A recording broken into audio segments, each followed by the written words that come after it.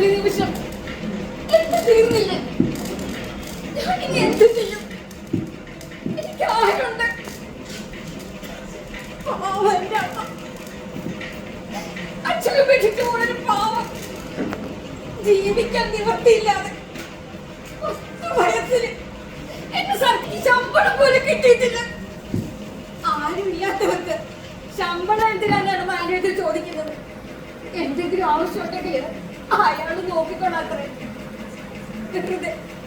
സാരമില്ല, കള്ളമാശ കൈ നോക്കിയില്ലേ, എല്ലാം ശരിയാവും.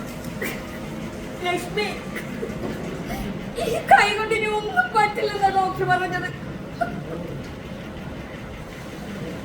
അതാ മാനേജർ. ആര് ട്രംപീസ് കളിച്ചാലും വേണ്ടില്ല, ഇന്ന് അപകടം ഉണ്ടാക്കരുത്. കമ്പനിക്കാണ് അതിന്റെ കുറച്ച്.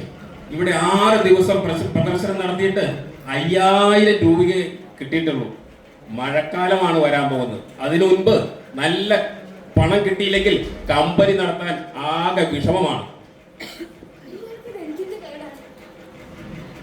നൂൽപ്പാലത്തിലൂടെ സർക്കസുകാർ നടക്കുന്നത്. ഒന്ന് വീണാൽ തീർന്നു.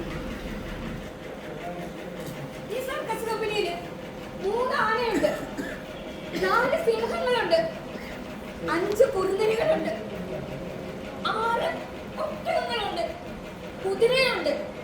ഞങ്ങളും മനുഷ്യര് 100 പേരുണ്ട്. എന്നിട്ടും പറയുന്നത് ഇവിടെ നഷ്ടമാണെന്ന്. എല്ലാ ദിവസവും 2-3 കളി നടക്കുന്നുണ്ട്. ദുഷ്ട നഷ്ടമാത്രേ. സാരമില്ല, ഈ 30 വർഷം കമ്പനിക്ക് വേണ്ടി പണിയെടുത്തില്ലേ, എത്ര പണം സമ്പാദിക്കാമായിരുന്നു. ലക്ഷ്മി, ഇത് സർക്കസ് കമ്പനിയാണ്. ഇവിടെ മനുഷ്യരില്ല, മൃഗങ്ങള് മാത്രം. സിംഹക്കൂട്ടിൽ കയറുന്നവര്, ട്രപ്പീസ് കളിക്കുന്നവര്, മരണക്കിണറില് സൈക്കിൾ ചവിട്ടുന്നവര്.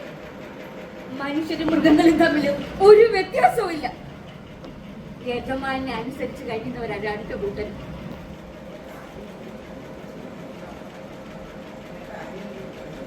നിനക്ക് ആരെങ്കിലും പ്രേമിച്ചുകൂടായിരുന്നോ? ഒരു തുണയായെങ്കിലും. എനിക്കിഷ്ടമായിരുന്നു. ചന്ദ്രനെ എനിക്ക് ഒത്തിരി ഇഷ്ടമായിരുന്നു. ഞങ്ങൾ ഒന്നിച്ചാണ് ട്രപ്പീസിലെ അഭ്യാസങ്ങൾ കളിച്ചിരുന്നത്. നമ്മൾ പോലും അറിയാതെ ഞങ്ങൾ ഭാഗിച്ചുകൊണ്ടടുത്തു. ആ നശിച്ച രാത്രി അന്നെല്ലാം തകർന്നു. മാനേജർക്ക് ഓരോ രാത്രിയും ഓരോ പെൺകുട്ടികളെ വേണം കൂട്ടുകിടക്കാൻ. അന്ന് എന്നെയാണ് വിളിച്ചത്. എനിക്ക് വെറുപ്പായിരുന്നു. എന്നിട്ട് എന്തുണ്ടായി? ഞാൻ അലറി കളിച്ചപ്പോ ചന്ദ്രൻ ഓടി വന്നു, വാതിൽ ചവിട്ടി തുറന്നു. പിറ്റേന്ന് കാലത്ത് ചന്ദ്രൻ കമ്പനി വിട്ടു.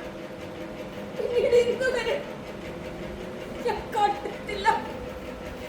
എവിടെയാണെന്ന് എനിക്കറിയില്ല.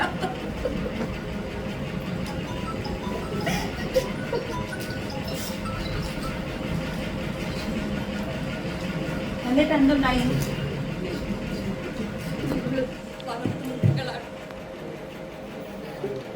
ലക്ഷ്മി, ലക്ഷ്മി, ലക്ഷ്മി, പാവം, ഇപ്പൊ തള്ളപ്പെട്ടു. നാളെ എന്റെ ഗതി ഇത് തന്നെയാണ്. എങ്ങനെ ജീവിക്കും? പണമില്ലാതെ ഞാൻ എന്ത് ചെയ്യും?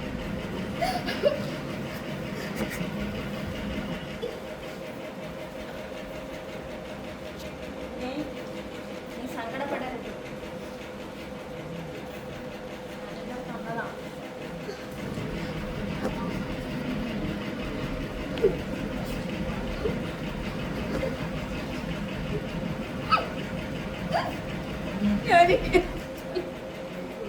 നിനക്കും എന്നെ പോലെ പരിചാരിക പണി ചെയ്ത് ഇവിടെ നിൽക്കാമെങ്കിൽ നിനക്ക് ഇവിടെ കഴിയാം. നിനക്കിനി സർക്കസ് വിധിച്ചിട്ടില്ലല്ലോ.